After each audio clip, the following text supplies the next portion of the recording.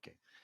Bom dia a todos. Estamos dando início à 5ª reunião ordinária da Comissão de Meio Ambiente e Recursos Hídricos e Recursos Minerais da Assembleia Legislativa do Estado de Mato Grosso.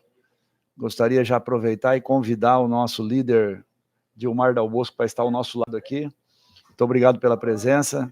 Registrar a presença do Paulistinho aqui, da turma toda de Peixoto, o Simvaldo, vice-prefeito, também aqui presente. Sejam todos muito bem-vindos. Obrigado pela presença. Registrar a presença já do deputado Gilberto Catani, aqui ao nosso lado, que é também da nossa Comissão de Meio Ambiente, e a deputada Sheila, que está aqui como coordenadora do setor de mineração da SEMA, e ela vai fazer uma apresentação daqui a pouquinho, referente ao projeto de lei que trata da questão da mineração, enviado, um PLC, enviado pelo governo do Estado, através de uma mensagem, e que deu uma certa polêmica aqui na última reunião da leitura dele, por causa de um pedido que nós fizemos para que houvesse uma dispensa de pauta, né? Explicando já o tema, né, Dilmar? Essa dispensa de pauta foi pedida não porque nós queremos atropelar processo algum, é porque esse projeto de lei já foi, por mais de 1 ano e meio, discutido aqui nesta casa, e depois foi votado aqui, né? Depois teve um problema, o Ministério Público entrou contra, ele foi suspenso por uma medida liminar do Tribunal de Justiça e foi marcada uma audiência pública dentro do Tribunal de Justiça pela primeira vez, uma inovação importante, a nível de Brasil, inclusive, mas essa audiência não se realizou. Enquanto isso, a SEMA tratou o assunto junto com o governo do Estado, pediu opinião e tratou esse assunto junto com o Ministério Público, e a partir daí o governo melhorou o projeto, fez várias mudanças e encaminhou o projeto novamente para cá. Então, na realidade, nós vamos analisar essas mudanças feitas num projeto que já tinha sido aprovado aqui, e o impacto que ele está dando é sempre uma visão, deputado Catani, deputado Dilmar, principalmente, Max, que está também de forma online, que é aquela impressão que todos nós temos, e ninguém gosta do visual, de quando a gente chega em Poconé e vê que toda aquela questão da mineração do ouro. Então as pessoas misturam um pouco, acham que aquilo é o problema em todo lugar, aquele é o problema do assunto. Este assunto aqui, ele trata de relocação de reserva legal, né? E foi inicialmente um pedido, aqui está presente o pessoal da Federação das Indústrias, aqui a assessoria da área ambiental da Federação das Indústrias. Eu recebi, deputado Dilmar, a demanda vindo da Federação das Indústrias e dos prefeitos através da MM também, porque principalmente na região de Nobres, a exploração do calcário já se acontece há mais de 2 décadas, 3 décadas ali, e as áreas não são grandes, são áreas de 100 hectares, 50 hectares, e o calcário já está só na reserva legal. Reserva legal não é APP, não é área de proteção permanente. A reserva legal é uma reserva separada para que a gente preserve a questão ambiental do bioma, seja ele cerrado, amazônico, ou Pantanal, ou Araguaia, ou qualquer que seja o bioma que nós estamos tratando. Então, você não vai fazer mineração na área de reserva legal, você vai relocar a área de reserva legal com um ganho de 10%, tendo um ganho ambiental, no mesmo bioma. Quer dizer, só vai ter ganho. E aí estão se fazendo mistura, falando de Pantanal, falando de outras coisas, querendo tumultuar um processo que não tem nada a ver. E por que os prefeitos estão interessados? Porque, na realidade, não existe mais calcário nas áreas aonde não seja a área de reserva legal, nos municípios. Já foi tirado todo o cascalho, e hoje os municípios estão indo buscar cascalho a 300, 350 quilômetros de distância, a um custo altíssimo para o município, para os munícipes, e não consegue. Então, a gente vai abrir a possibilidade de também fazer a relocação dessas áreas de cascalho para outras áreas do mesmo bioma, aumentando 10%, desde que passe por um processo ambiental pela SEMA. Isso vai ser analisado pela Coordenadoria de Mineração, por isso a deputada Sheila está aqui, que é a coordenadora da área de mineração da SEMA. Então, essa Comissão de Meio Ambiente, neste momento, ela está aqui justamente para dar as explicações e os esclarecimentos para que informações verídicas não tumultuem a votação ou o entendimento de todos os deputados, ok? Então, eu quero agradecer aqui a presença dos deputados Dilmar, deputado Catani, deputado Max, que está online, e o deputado João está chegando. O deputado Wilson explicou que não pôde estar aqui, é o nosso vice-presidente, porque ele está numa missão no Rio Cuiabá, ele tem feito uma expedição no Rio Cuiabá, importantíssima, e que ele está fazendo a segunda expedição. Ele fez no período da seca e está fazendo agora no período da chuva, né? Ou ao contrário, tá? E o deputado Eliseu também não está, também como titular, então por isso nós convocamos os suplentes para estarem presentes. Eu vou propor a não leitura da ata, abrir mão da leitura da ata, já foi enviada anteriormente, para que a gente aprove ela. Então, eu ponho em discussão a ata da 4ª reunião ordinária da Comissão de Meio Ambiente, Recursos Hídricos e Minerais. Em discussão, não tendo quem queira discutir, eu coloco em votação, aqueles que concordam permanente como estão, aprovado. Então, a ata está aprovada. E, se vocês me permitirem, eu já vou já vou passar a palavra para a deputada Sheila, para que ela faça, como coordenadora de mineração, faça o encaminhamento das explicações que a SEMA preparou, que ela preparou, sobre o PLC em questão, ok? Eu vou pedir para ela sentar aqui nesse lugar, porque fica melhor para a Câmara aqui voltar, porque como foi um assunto muito discutido em plenário, viu, deputado Dilmar? Nós vamos preparar também um vídeo com as explicações dela e vamos disponibilizar para todos os deputados, vamos mandar para a imprensa também, vamos dar maior transparência e divulgação para que percebam que isso aqui não é um processo de atropelamento de nada, mas nós estamos simplesmente dando os esclarecimentos necessários, ok? Então, Sheila, pode ficar aqui? Então, tá bom. Então, eu passo a palavra a Sheila e agradeço. Bom, antes de eu falar um pouco, nós temos que deixar bem claro que nós estamos falando aqui, jamais nós estamos falando aqui, iremos falar, e essa lei não fala de mineração em área de reserva legal. Vocês vão ver aqui que mineração não é permitida em área de reserva legal. É isso que a gente veio falar aqui. Então, deixa eu contextualizar. Eu sou Sheila Klenner, eu sou geóloga, sou servidora da Secretaria de Estado de Meio Ambiente, trabalho e estou hoje como coordenadora do setor de licenciamento de empreendimentos de mineração. Então, já tem 16 anos que eu trabalho licenciando todas as atividades minerais do estado de Mato Grosso. Talvez eu conheça um pouco, né? Talvez eu conheça só um pouquinho o setor mineral no estado de Mato Grosso. Então, da primeira vez que a lei, que foi feita a lei, acho que 791, eu não lembro mais, 791? A minha. 717, né? A anterior. Então, aquela legislação, talvez a gente não participou efetivamente da construção dela e acabou ela tendo algumas interpretações diferentes do que quem escreveu achou que estava passando, né? E ela foi para o Tribunal de Justiça. Não. E ela foi, né, para o Tribunal de Justiça e o Ministério Público entrou com a ação de inconstitucionalidade da lei e ela está paralisada lá.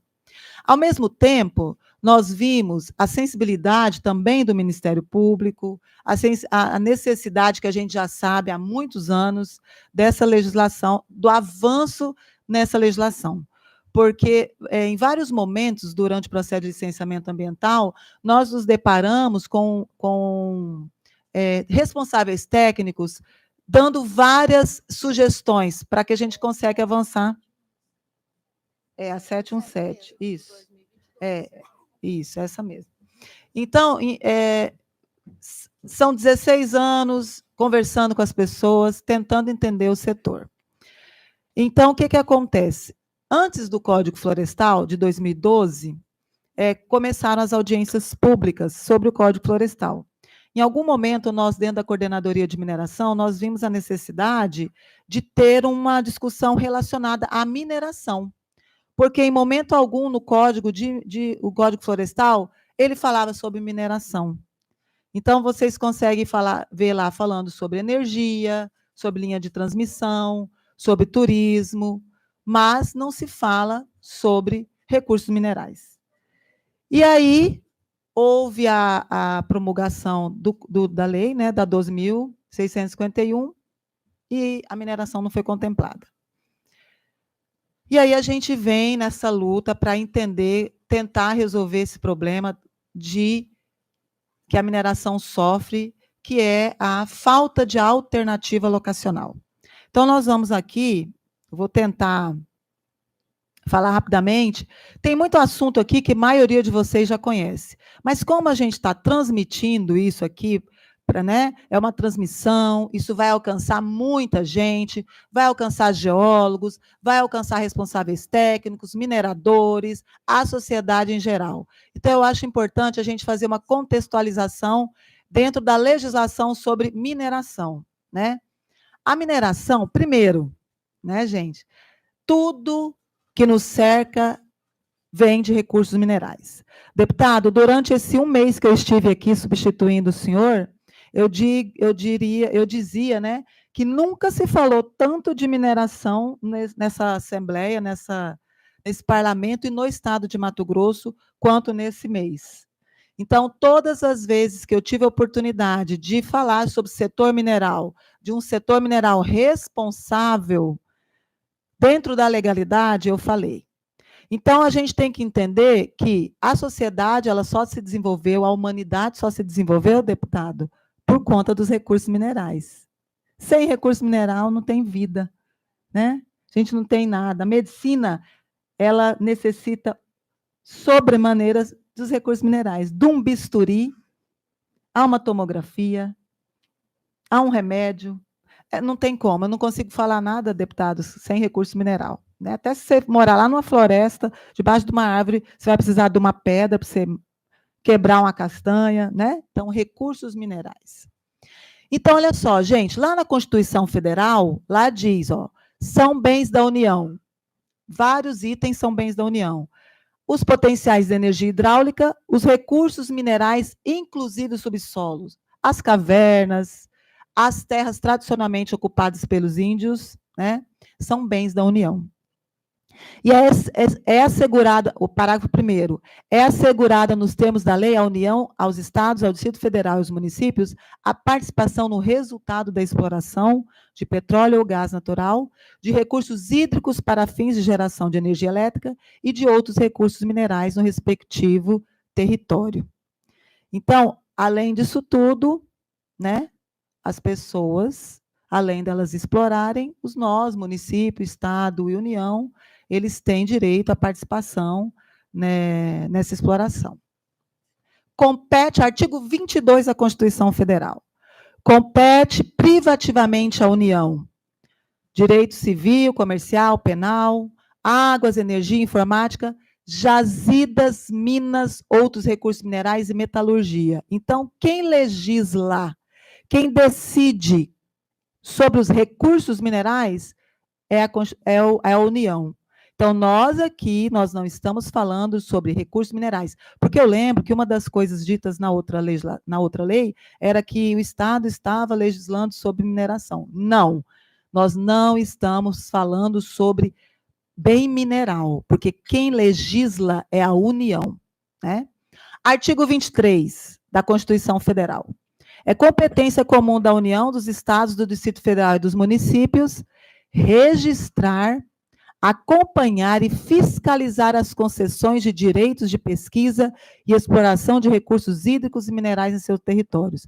Então, quem faz, né, o acompanhamento, onde você requer o direito, quem te outorga o direito, é o Ministério de Minas e Energia, através da Agência Nacional de Mineração. Então, nós estamos falando aqui sobre recursos minerais propriamente ditos. O Estado não autoriza ninguém extrair bem mineral. Quem autoriza é o Ministério de Minas e Energia, através da Agência Nacional de Mineração. Artigo 49 da Constituição Federal. É de competência exclusiva do Congresso Nacional resolver definitivamente sobre tratados, acordos ou atos internacionais que acarretem encargos ou compromissos gravosos ao patrimônio nacional. O item 16. Autorizar em terras indígenas a exploração e o aproveitamento de recursos hídricos e a pesquisa e lavra de riquezas minerais. Isso está lá no artigo 49 da Constituição Federal. Então, o Estado, o Congresso Nacional, ele pode autorizar em terras indígenas a exploração e o aproveitamento de recursos hídricos e a pesquisa e lavra de riquezas minerais. Por isso que a gente vê esse debate gigantesco lá no Congresso Nacional sobre a autorização ou não de exploração de recursos minerais em terras indígenas, né? Mas esse também não é o nosso objetivo aqui. Eu só estou contextualizando todos os itens, todos os artigos que falam sobre mineração, recursos minerais na Constituição Federal, que é a lei que rege a nossa vida, né? O artigo 176 também da Constituição Federal. As jazidas em lavra ou não e demais recursos minerais e os potenciais de energia hidráulica constituem propriedade distinta da do solo para efeito de exploração ou aproveitamento e pertencem à União, garantida ao concessionário a propriedade do produto da lavra. Ou seja, você tem uma propriedade rural, o que você tem de bens minerais na propriedade pertence à União. Você é o dono da superfície, deputado, o senhor é o dono da fazenda, mas a água, mineral, a argila, o cascalho, o diamante, o manganês, o minério, o saibro, a terra preta, ele pertence à União. E o senhor, para explorar, tem que ter autorização do governo federal. É isso que está falando esse artigo 176. Aí, para fechar com chave de ouro, né, a mineração, o artigo 225, que ele é para toda e qualquer atividade, não só mineral, mas toda e qualquer atividade. Todos têm o direito ao meio ambiente ecologicamente equilibrado, bem de uso comum do povo essencial à sadia qualidade de vida, impondo-se ao poder público e à coletividade o dever de defendê-lo e preservá-lo para as presentes e futuras gerações. Aí tem o parágrafo 2º, que fala especificamente da atividade mineral. Aquele que explorar recursos minerais fica obrigado a recuperar o meio ambiente degradado de acordo com a solução técnica exigida pelo órgão público competente na forma da lei. Nesse caso, o órgão público competente na forma da lei, para cobrar que haja a recuperação do meio ambiente degradado pela atividade mineral, no estado de Mato Grosso, esse órgão, ele é a Secretaria de Estado de Meio Ambiente e algumas descentralizadas quando a gente diz sobre cascalho, areia e argila. Então, quem tem a competência de ver a viabilidade técnica da suposta recuperação ou da pretensa recuperação ambiental é a Secretaria de Estado de Meio Ambiente. Artigo 231, também da Constituição Federal. São reconhecidos aos índios sua organização social, costumes, línguas, crenças e tradições e os direitos originários sobre as terras que tradicionalmente ocupam, competindo à União demarcá-las, proteger e fazer respeitar todos os seus bens. Parágrafo 3º. O aproveitamento dos recursos hídricos, incluindo os potenciais energéticos, a pesquisa e a lavra das riquezas minerais em terras indígenas só podem ser efetivados com autorização do Congresso Nacional, ouvidas comunidades afetadas, ficando-lhes assegurada a participação dos resultados da lavra na forma da lei. Voltando a dizer que eu só estou colocando aqui todas as palavras, todos os temas relacionados a recursos minerais que está estabelecido na Constituição Federal do nosso país. Não tem nada a ver com a lei, eu só fiz um apanhado de quanto e como se fala sobre recursos minerais na nossa Constituição Federal. Tá certo?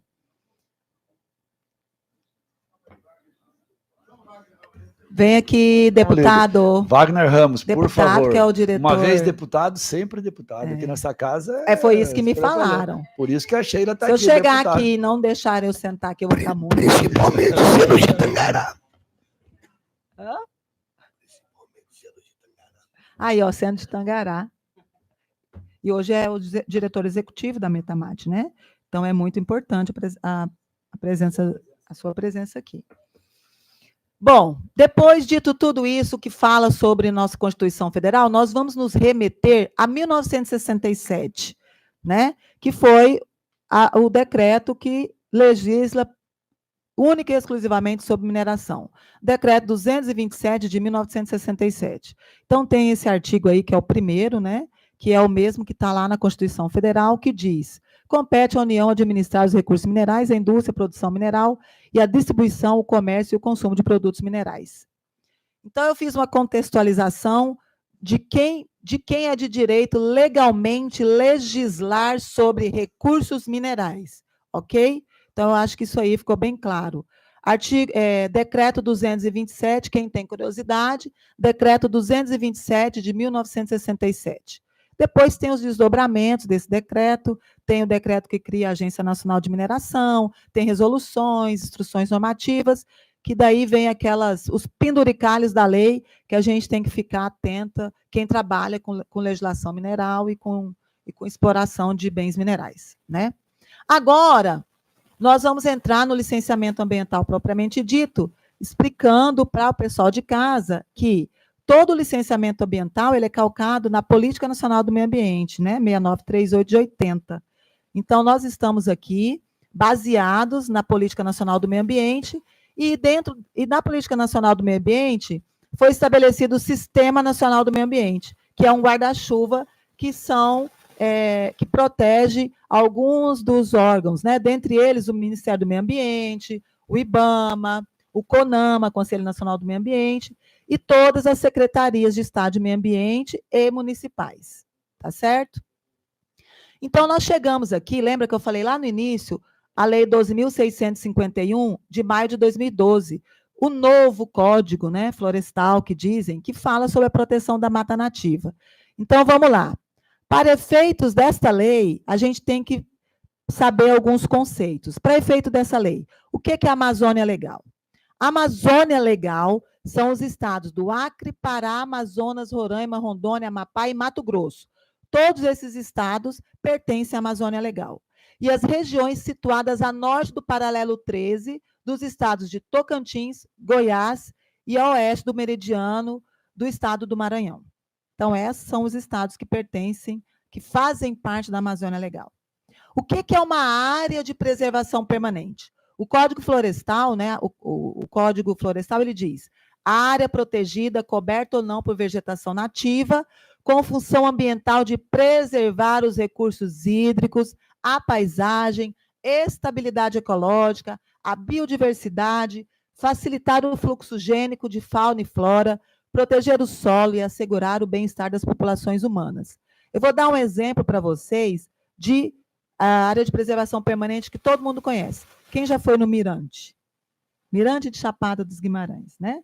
Então, ali no Mirante, ele está até interditado hoje, porque as pessoas gostam do perigo. Elas gostam de chegar bem na borda, né? Então, aquela ali é uma APP. Então, por que eu não posso ficar caminhando, todo mundo, 300, 400, 500 pessoas, na borda?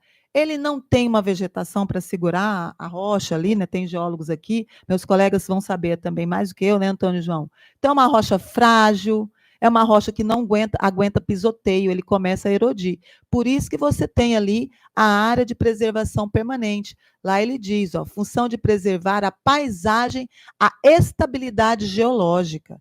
Então, pessoal, quando a gente pede para vocês, não vão ao mirante, aproximem-se da escarpa, da quebra do relevo, é porque hoje a estabilidade geológica daquele terreno ela está comprometida, porque ali é uma área de preservação permanente. Outra área de preservação permanente que todo mundo conhece, as matas que circundam as margens dos rios. A gente chama de matas ciliares, que vamos nos remeter, bem fácil de quem está em casa e quem está aqui entender. São os cílios. Os cílios protegem nossos olhos, assim como as matas ciliares, a vegetação que está às margens do rio, protegem os rios dos processos erosivos, ajudam a preservação, o fluxo da fauna, né? E a troca também de sementes, do banco de sementes, quando você pensa na flora. O que é uma reserva legal? Porque às vezes as pessoas escutam, reserva legal, reserva legal. O que é reserva legal? O Código Florestal diz: área localizada no interior de uma propriedade ou posse rural, delimitada nos termos do artigo 12 dessa lei, com função de assegurar o uso econômico de modo sustentável dos recursos naturais do imóvel rural. Auxiliar a conservação e a reabilitação dos processos ecológicos e promover a conservação da biodiversidade, bem como o abrigo e a proteção da fauna silvestre e da flora nativa. Então, gente, reserva legal é vegetação, é mata nativa que toda e qualquer, toda, independente do hectare que for, toda propriedade rural deve manter dentro do seu espaço. Isso é reserva legal. Aí a gente vai explicar ali quantos por cento é em cada propriedade rural, de acordo com o bioma, tá? Então, eu digo assim, falando um pouquinho, vocês escutam muito falar de reserva legal no CAR. O que é o CAR? Cadastro Ambiental Rural. Eu digo assim, o CAR, ele é a identidade de uma propriedade rural. Dentro do CAR, o CAR dá segurança para quem está licenciando qualquer atividade em zona rural, do que realmente é uma área de reserva legal, do que realmente é uma área de preservação permanente e do que realmente é uma área rural consolidada. Por isso, a necessidade de toda e qualquer propriedade ter um cadastro ambiental rural. Então, é nada mais do que isso, né? O que é uma área consolidada? Área consolidada de imóvel rural com a ocupação antrópica pré-existente a 22 de julho de 2008, com edificações, benfeitorias ou atividades agro-silvopastoris, admitida, neste último caso, a adoção de regime de pousio. Se você abriu a sua propriedade anterior a julho de 2008 e você prova, ela é uma área de uso consolidado. Por isso que a gente tem que ter o CAR, porque o CAR vai me explicar isso. Se eu estiver falando alguma coisa errada, podem me corrigir, tá? Eu não sei, deputado, se eu falei aqui. Tá. Lá na frente eu falo. Aí você vem lá ainda nos itens descrevendo, né, quais são os termos que nós vamos utilizar no Código Florestal. Você tem ali. É claro que lá no CAR depois tem várias regras, eu não vou discutir elas aqui agora, né? Porque senão eu vou perder meu objetivo. Né? Então, olha lá, utilidade, o que é a utilidade pública no Código Florestal? A utilidade pública, as atividades de segurança nacional e proteção sanitária, obras de infraestrutura destinadas às concessões e aos serviços públicos de transporte, sistema viário, inclusive aquele necessário aos parcelamentos do solo urbano, aprovados pelos municípios, saneamento, gestão de resíduos, energia, telecomunicações, radiodifusão, instalações necessárias à realização de competições esportivas estaduais, nacionais ou internacionais, bem como, utilidade pública, bem como mineração, exceto, neste último caso, extração de areia, argila, saibro e cascalho. Então, aqui está falando para a gente que utilidade pública é toda a mineração, tirando areia, argila, saibro e cascalho. Guardar essa informação, né? Tá. Outras atividades, utilidade pública, outras atividades similares devidamente caracterizadas e motivadas em procedimento administrativo próprio, quando inexistir alternativa técnica e locacional ao empreendimento proposto, definidas em ato do chefe do Poder Executivo Federal. Então, isso aqui a gente pode, eu vou falar mais para frente, mas nós vamos nos remeter a usinas hidrelétricas. Então, olha lá, utilidade pública, ele está falando, nesse transporte viário, energia lá, energia. Então, quando você fala de usina hidrelétrica, você está falando de energia, você está falando de utilidade pública e está falando que é o chefe do Poder Executivo Federal que pode declarar uma utilidade pública, porque o lago da usina ele é ali. Tem alternativa locacional? Talvez sim, talvez não, eles fazem os melhores cenários e é ali. Então, de acordo com a Lei 12.651, você tem que estabelecer uma declaração de utilidade pública para a área do lago. E quem faz isso? O Poder Executivo, no caso, a ANEEL. Né? Isso aí é para a gente guardar, porque lá na frente tem uma surpresa. Interesse social. As atividades de pesquisa e extração de areia. Aí, ó, ali a gente tira areia e argila. Aqui a gente já diz interesse social, extração de areia, argila, sabre e cascalho. Então, o bem mineral, ou ele é de utilidade pública, ou ele é de interesse social. Então, areia, cascalho e argila é interesse social. Todos os outros são de utilidade pública, né? A intervenção ou supressão de vegetação nativa em APP somente ocorrerá nas hipóteses de utilidade pública, de interesse social ou de baixo impacto ambiental prevista nessa lei. Então, significa que, em determinado momento, nós podemos autorizar presta bem atenção, a importância da APP, e nós, de acordo com a legislação, podemos autorizar a intervenção na APP quando for de interesse social. Deixa eu fazer um comentário aí que é, né, para ficar bem claro para todo mundo. Nós não estamos propondo nada em APP, mas a Constituição diz que até em APP pode, desde que seja de utilidade pública, você pode, para o bem mineral, mexer na APP. E nós vimos alguns colegas dizer, APP é intocável, reserva legal é intocável, não quando é de utilidade pública e etc. Nós não estamos tratando disso. Nós estamos tratando da área de reserva local, que é uma relocação. Mas é muito importante isso que a deputada Sheila está colocando, para um esclarecimento a todo mundo, porque a gente não fique falando aquilo que não está na legislação, né? Ou que seja uma vontade própria. Muita gente acha que isso tudo está errado, e tem uma vontade de mudar isso. Tem um caminho para mudar. Lá no Congresso Nacional, você consegue, com uma PEC, mudar tudo isso. Você precisa de 3/5 para fazer isso. Então, não é aqui que nós vamos discutir isso. É isso mesmo. Eu estou fazendo uma contextualização legal para a gente chegar na realocação ou esqueci a palavra agora, da RL dentro do CAR. Então, vamos lá. Artigo 12. Todo imóvel rural deve manter área com cobertura de vegetação nativa, a título de reserva legal, sem prejuízo da aplicação das normas sobre as áreas de preservação permanente. Observados os seguintes percentuais.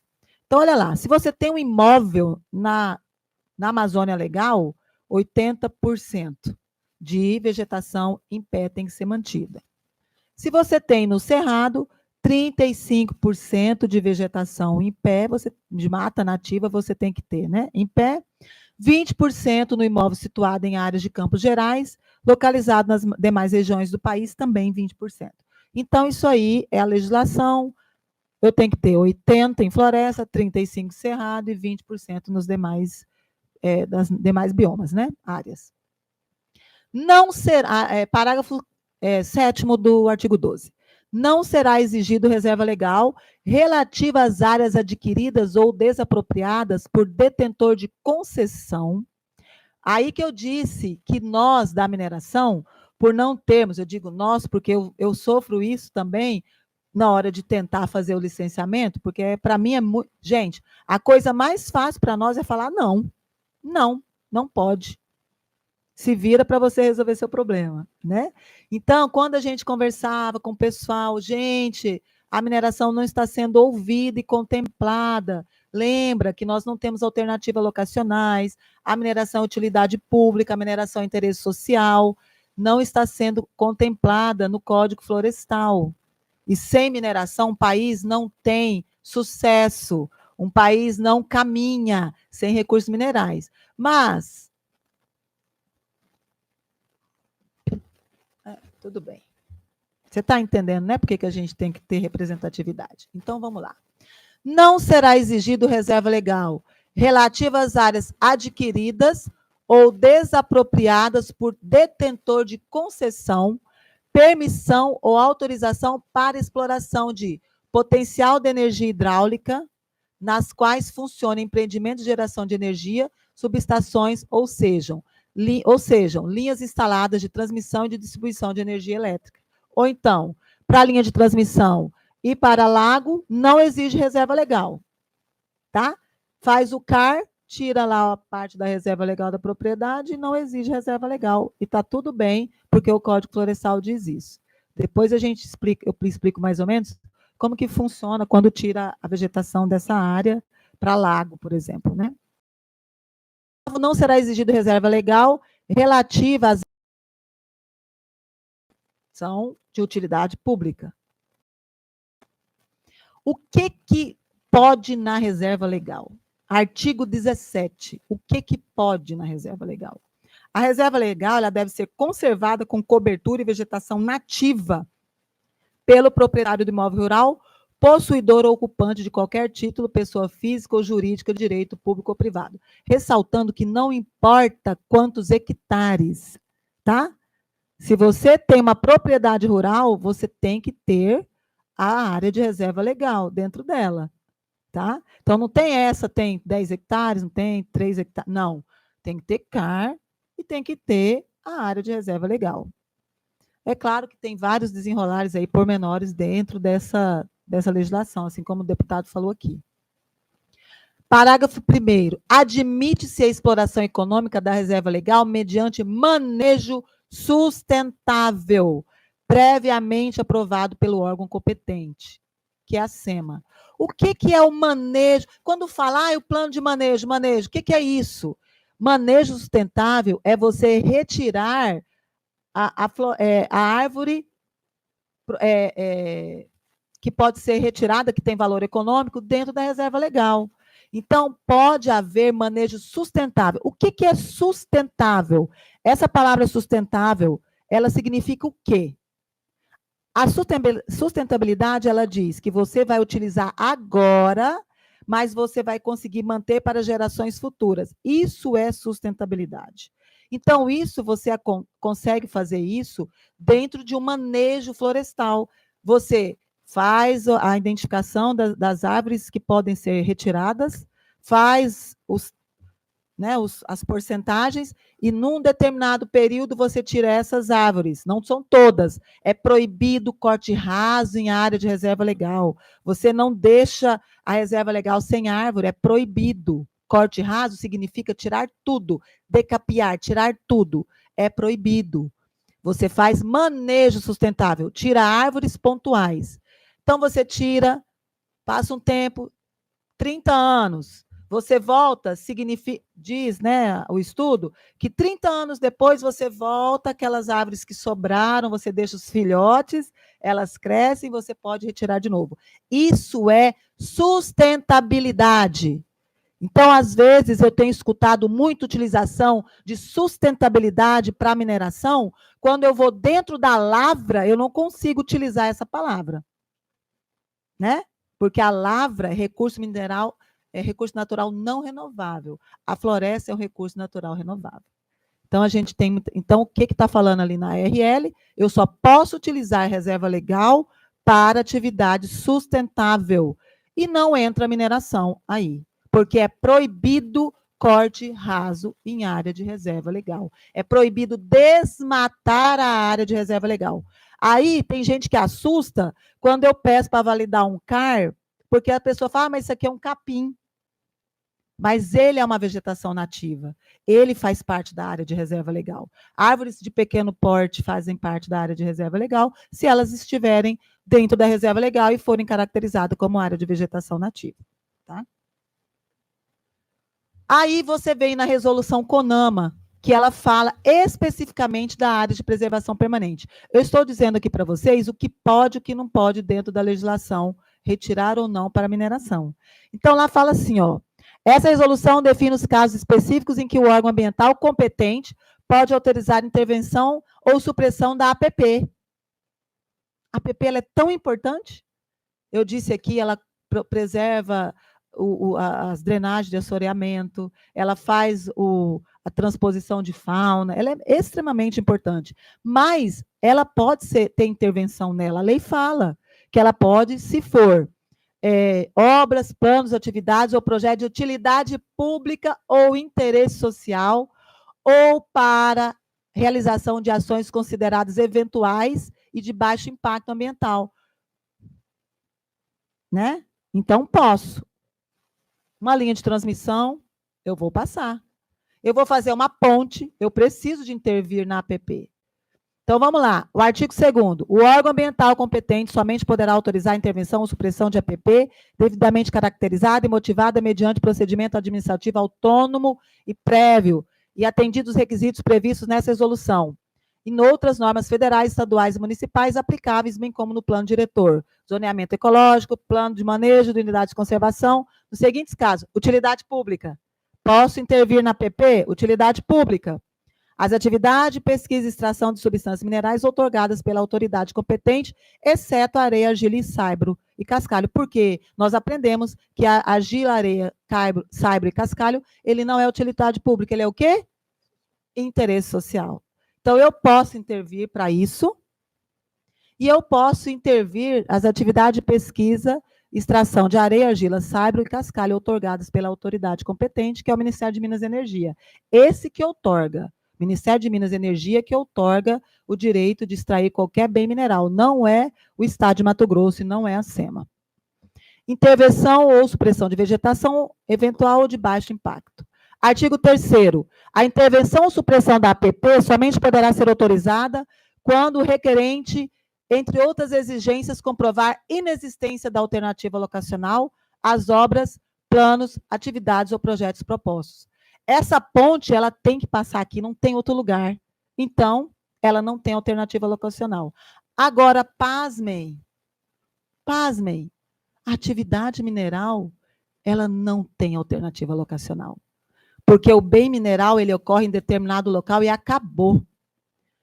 Eu consigo realocar uma barragem de rejeito, eu consigo realocar um bota fora, eu consigo realocar uma planta de beneficiamento, mas eu não vou conseguir jamais realocar uma jazida. E a jazida, ela não é infinita.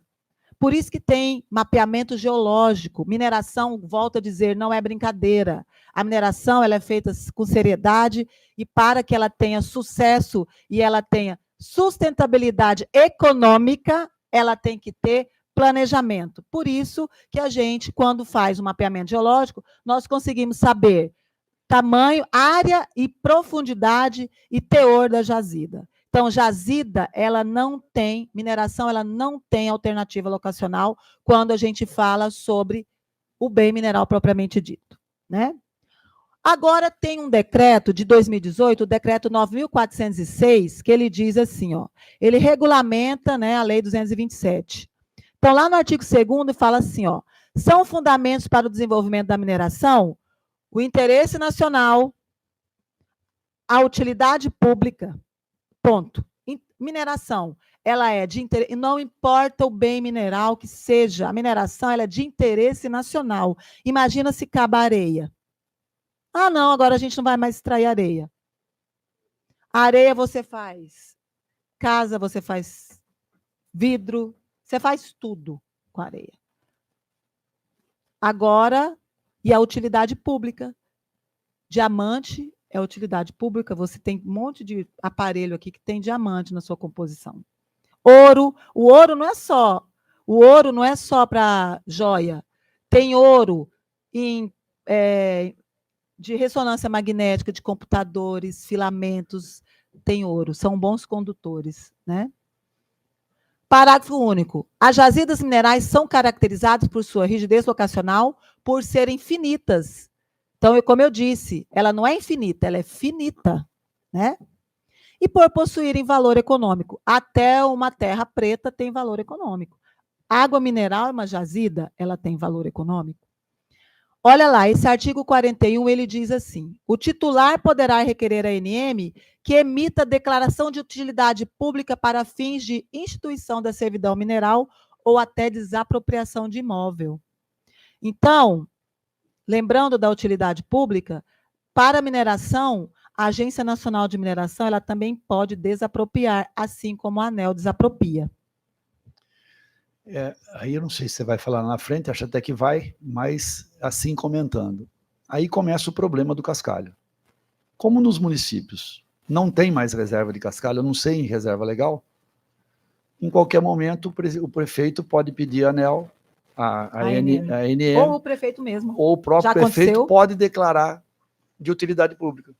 E aí ele não reloca, ele simplesmente elimina a reserva legal. Então, quando a gente propõe uma relocação de reserva legal, nós estamos protegendo o meio ambiente, porque o prefeito pode fazer e simplesmente eliminar a reserva legal.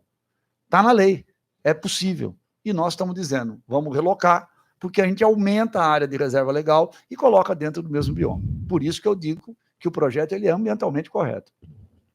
Tá, agora nós vamos entrar na mensagem do governador, a mensagem 136, que ela inclui o artigo 94A.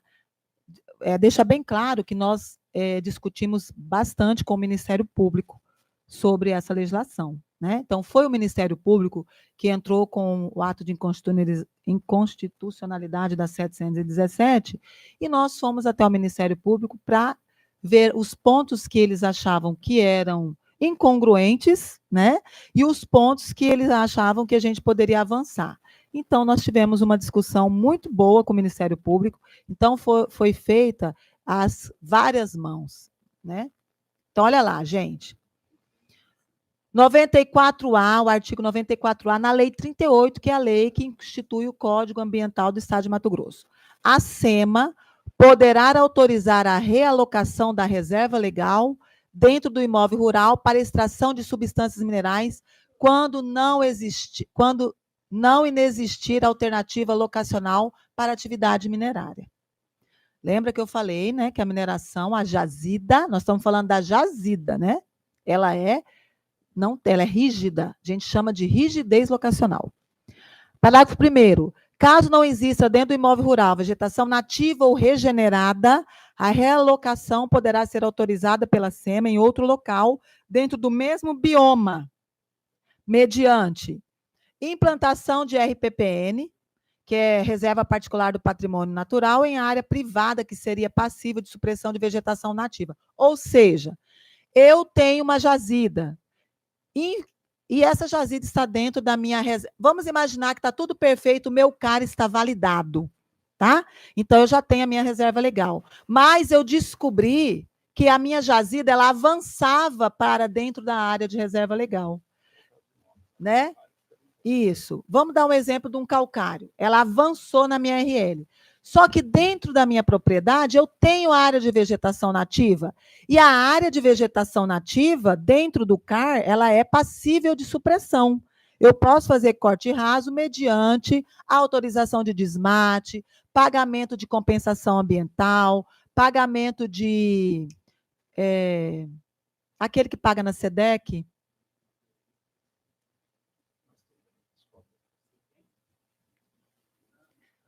da flora, tá, pagamento de reposição florestal, né? Pagamento da reposição florestal, né? Então, isso eu posso fazer na vegetação nativa que eu tenho na minha propriedade.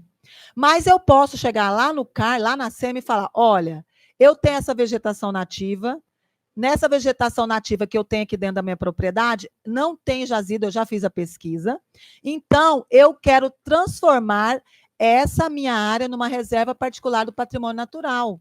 Lembrando que uma vez transformada numa RPPN, mesmo que você venda a sua propriedade, você não desfaz dela nunca mais. Tá? É uma unidade de conservação de proteção integral, lei do SNUC, 9.885, dá uma olhada aí, 9.000 e alguma coisa de 2000. Tá? Então, é isso que está falando essa legislação, esse item aqui. 2, doação ao Estado de Mato Grosso da área... Quem tem RPPN, por exemplo? Votorantim tem RPPN, Sesc tem RPPN, tem algumas RPPNs, Fazenda Baço tem uma RPPN lá em Rondonópolis, tem alguns locais aqui em Mato Grosso tem uma RPPN.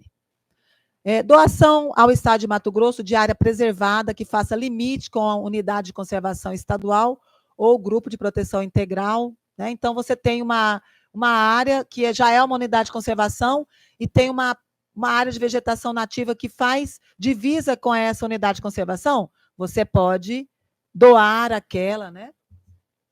Tá.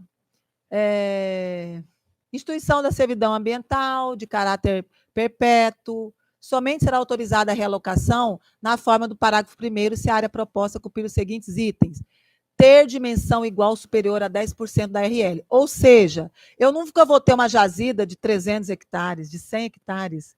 Até hoje eu não vi aqui no estado. São pequenas, 40, 70. Eles pedem para a gente desmate de 70 hectares, eu vou mostrar para vocês lá, para abrir jazida, eles apresentam um PEF, a gente nunca pode desmatar 40, 70 hectares uma vez. A gente pede para fazer o cronograma de lavra e nós vamos dando para eles terminou de lavrar aqui? Agora a gente autoriza aqui, entendeu? É assim que funciona, tá? Tem que ter vegetação nativa, 10%, né? Então, se ele tirou 10 hectares, ele vai replantar 10, ou vai realocar 10 hectares mais 10%, né? 11 hectares. Possui vegetação nativa preservada, regenerada, prioramente dentro da área de influência do empreendimento, está localizado no território de Mato Grosso, observar o disposto no artigo 14 do Código Florestal. A autorização da realocação da RL se restringirá à área onde está localizado o minério a ser explorado, sendo vedado nessas áreas a utilização de mercúrio e outros metais pesados, porque ali é só a lavra. Nós vamos realocar para a lavra, né? A realocação da reserva legal não dispensa o empreendedor do atendimento das demais medidas ecológicas que tem na lei federal, né, da lei do SNUC lá, 9.985. Então, para acontecer a realocação da reserva legal, eu não vou ler tudo não, porque eu quero dizer assim, principalmente por conta da rigidez da reserva da locacional e para realocar ou retificar a reserva legal, tem que ter CAR validado. Não vai mudar.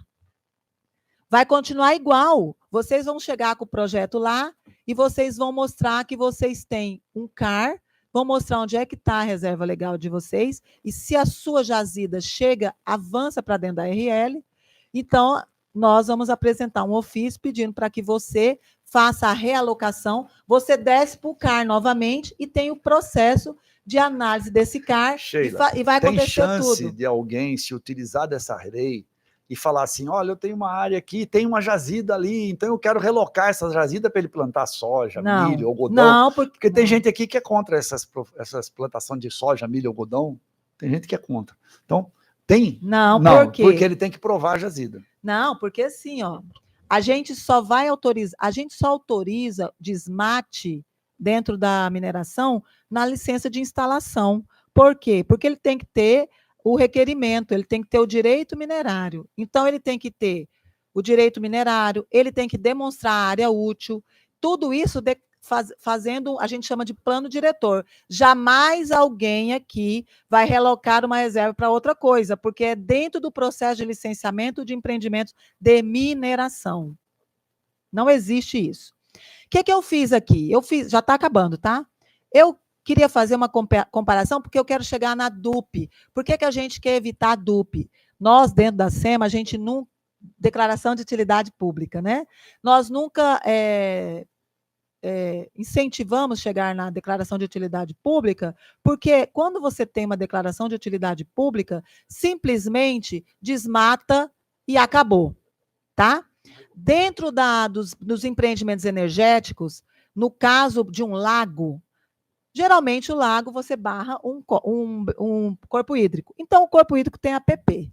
Então, quando você desmata para fazer um lago, tem uma declaração de utilidade pública, desmata para fazer o lago, a única reposição de floresta que você vai ter é a margem do lago. Então, se for um lago de 100 hectares, você vai fazer 100 metros de APP e não vai plantar mais nada. Aí o empreendedor paga a reposição florestal, faz o CCC, mas se for utilizar o bem, né, a madeira e tal, mas ele não planta, ele só vai plantar o que tiver na APP, que a SEMA geralmente exige 100 metros. Isso é quando é com declaração de utilidade pública. Então, traduzindo, mais uma vez, que é aquilo que eu falei lá atrás, que a Sheila está colocando aqui. Se essa lei não for aprovada, os prefeitos, obrigatoriamente, não vão ter outra opção a não ser declarar de utilidade pública as reservas, as áreas de reserva legal dele, porque eles não têm mais cascalho para recuperar as estradas. E vocês acham que algum prefeito vai deixar de recuperar as estradas? Vai conseguir suportar a pressão da não recuperação das estradas no interior do estado? Não vai. E aí o meio ambiente vai fazer o quê? Vai perder a área de reserva legal. E se puder relocar, ele vai ganhar 10% a mais. E vai permitir a utilização da reserva legal. Então o projeto é ambiental. Assim, ó, eu tenho uma prefeitura de Cláudia, eu vou falar aqui, prefeitura de Cláudia. Prefeitura de Cláudia, no governo passado, no outro passado, tinha um programa que, se tivesse de pavimentação de estrada, né, recuperação de estrada, falava assim, se eu não me engano, se tivesse o cascalho 30 quilômetros, embutia dentro do projeto, né? Cláudia desesperadamente buscou esse cascalho e não achou. Todo o cascalho que Cláudia encontrava estava na reserva legal, estava debaixo de floresta. Então, hoje, Cláudia não tem área de cascalho para cascalhar as estradas, porque todo o cascalho ele está. Por que vocês acham que na plantação de soja você tem aquela soja, de repente tem um ponto lá que não tem nada, que tem umas vegetaçõezinhas ali? Que ele é um cascalho, né? Então ele não vai ali. Então, assim, Cláudia não consegue avançar nisso. Esses dias o governo do estado, ele apareceu para a gente lá uma declaração de utilidade pública, porque precisa de cascalhar ali, foi Diamantino, se eu não me engano, a 163. Como eu digo, deputado, sem mineração não tem nem Mato Grosso, né? Então, sem mineração, sem cascalho, não vai ter 163. Não vai ter 242, não vai ter 158. Tem que ter cascalho, tem que ter brita. Mas aí, a importância do que ela está falando. Já tem áreas declaradas de utilidade pública simplesmente não respeitando a reserva legal, porque a legislação permite, e não se colocando em outro lugar, porque a partir do momento que declarou de reserva legal, você não precisa relocar. Com esta lei, nós não vamos precisar usar as áreas de reserva legal. Nós vamos poder usar a área de reserva legal para tirar o cascalho, mas vai relocar ela, dando um aumento de 10%. Então, volto a dizer, o projeto é ambiental. O projeto é para melhorar a questão do meio ambiente. E é por isso que eu, como presidente da Comissão de Meio Ambiente, propus ele. Porque se eu entendesse que não fosse, eu não proporia, em hipótese alguma. Tá? E a SEMA também não teria ajudado nessa, né? Porque. Né, Então, olha só, lá na coordenadoria que cuida de energia, né, de empreendimentos energéticos, faz principalmente PCH e CGH, eu nem fui na que faz o HE, fui na PCH e CGH. Então, a gente pegou de 2019 até 2023. Foram 35 empreendimentos com autorização de desmate. Desses totais, foram 1.569 hectares de áreas autorizadas para desmate. Para reservatório foram 1.131 hectares e para a linha de transmissão, 459 hectares. Né? Não realocou, simplesmente são utilidade pública, simplesmente desmata. E se tiver APP, faz a recomposição dessa vegetação no entorno do reservatório. Né? Essas áreas, então, desses aí, 615,62 hectares foram desmatados em utilidade pública. Né, através de declaração de utilidade pública expedida pela ANEEL. Né? Foram 664 PCH e 467 em CGHs, para fazer os lagos. Né? Então, Só para vocês terem noção do barulho que fazem em cima de PCH, dizendo que o lago, que está devastando tudo, que isso é um problema, que tem que usar só energia solar, porque 600 hectares. Todos os empreendimentos. Em 3 anos. Em 3 anos. 600 hectares. Então, assim, Na área de mineração, na área de recursos hídricos e tal, as áreas são muito pequenas. Se a gente for comparar, por exemplo, com a agricultura, que a gente fala em áreas de 50 mil hectares, preserva 35%, nós estamos falando em desmatar 30 mil hectares. Eu não posso garantir isso agora, mas talvez o Antônio João, a Sheila, tenham isso. Se pegar todas as áreas de mineração do Estado que estão sendo exploradas e falar que todas querem relocar a área de reserva legal dela, não vai chegar a 5 mil hectares. E não vão ser todos que vão pedir. Então, é assim, é inexpressivo o valor do que nós estamos falando em área. E é importante, sim, os 5 mil hectares que a gente jogue em outro lugar e preserve 5.500 hectares. Então, gente, eu fico assustado de ver a forma com que a coisa é colocada quando um projeto desse entra aqui, né? Sem conhecimento técnico nenhum, dando informação de que isso vai afetar o Pantanal, dando informação que nós vamos mexer na qualidade do Pantanal, na área úmida do Pantanal. Quer dizer, informações só para causar o impacto e jogar todo mundo contra um projeto que, no fundo, é um projeto ambiental e que vai melhorar a situação. Senão, muitos vão acontecer o que a deputada Sheila está falando aqui. Tá, isso aqui é uma demonstração, né, em gráfico em 2019, foram 7 áreas com autorização de desmate, lá na CE, 2026, 2021, 4, 2022, 12 e agora 6. Aí a gente fez dentro da coordenadoria de mineração, de 2019 até 2023. A gente autorizou 34 empreendimentos, né? Foram 729 hectares nessas 34 áreas. Só teve uma que foi DUP, por quê? Porque era de um lago, né? Declaração de utilidade pública, que era o do lago, então a gente autorizou o desmate, cumpriu todos os quesitos, né, para desmatar, só que ele já era uma área para lago, né? Então a gente usou aquela DUP, então não tinha reserva legal, não teve nada, né? E aí, ó, isso. Então, olha só, para o calcário foram autorizadas 361,47 hectares para desmate, para abertura de lavras de calcário.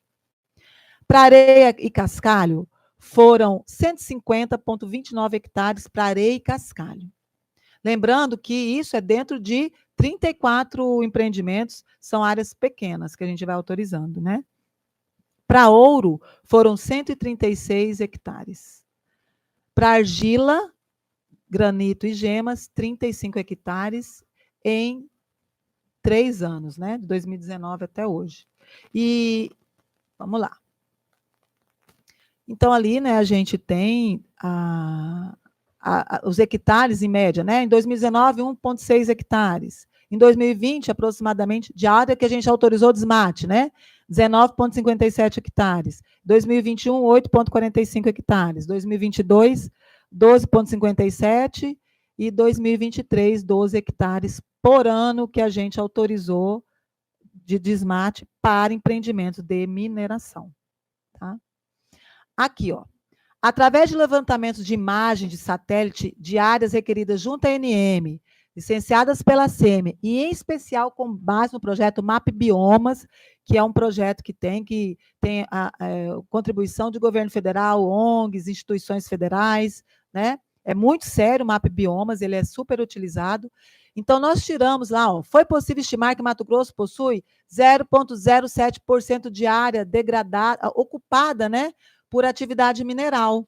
Então, nós temos 903.357 quilômetros quadrados. Então, eu tentei colocar ali, aquele ponto em vermelho seria o 0,07% de área degradada por mineração que foi projetada pelo MAP Biomas.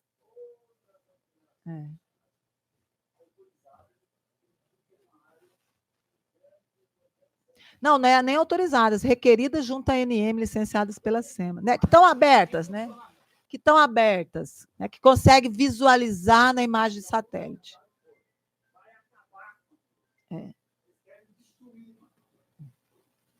Então, assim, a gente tem que deixar bem... Então, é isso. Deixa eu ver se tem mais alguma coisa. Olha só, gente.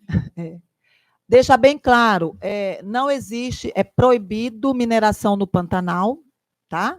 Tem a lei, você tem lá aí você, mas lá em Poconé tem. Então, existe uma poligonal. Então, dentro dessa poligonal, instituída pela lei 8.830 de 2008, né, é proibido, né, mineração dentro da planície alagável do Pantanal. É proibido mineração, é proibido PCH, é proibido soja, é proibido milho, é proibido algodão, é proibido tudo isso dentro do Pantanal. É proibido por lei, por lei. Não é proibido porque a SEMA não faz, não. A SEMA só faz o que a lei manda. Então, é proibido por lei. Lei. Reafirmado na lei do Pantanal que nós aprovamos no ano passado. Por favor. E agora é proibido transportar peixe, já disse. O João não perdeu a oportunidade. Me deu uma cutucada boa aqui.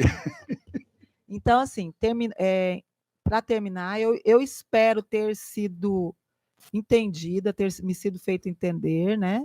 Então, eu tentei mostrar para vocês que a atividade mineral ela tem um regramento bem pesado, tanto no âmbito do Código Florestal, no âmbito do direito de propriedade, no âmbito de legislações ambientais. A gente tem vários órgãos intervenientes, a gente tem FUNAI, que faz interveniência, a gente tem ICMBio, a gente tem os órgãos municipais de meio ambiente. Então, não é simples, você chega e faz o que você quer. O que a gente propõe, a partir do conhecimento de causa, você vai realocar através de validação de CAR, normal, não vai perder validação do CAR, é realocação. Nós temos um ganho ambiental, podendo ter uma RPPN, podendo fazer essa área ela próxima de uma unidade de conservação já existente, e o ganho de você não simplesmente... Porque você tem uma jazida de cascalho que não corta uma drenagem, né? Que a gente não vai autorizar, mas comparando com outras atividades que tem DUP. Quando você tem isso, é uma declaração de utilidade pública? Não tem RL, corta tudo e não refloresta. É isso que acontece quando é uma DUP. O que a gente quer é realoca a reserva, você vai tirar 5 hectares, você vai plantar dentro da sua... Ou se você tiver vegetação nativa ali disponível, você realoca a sua reserva para aquele lugar, mais 10%. É isso? Eu acho que é isso. Se tiver alguma pergunta, estou à disposição. Okay. Obrigada. Eu quero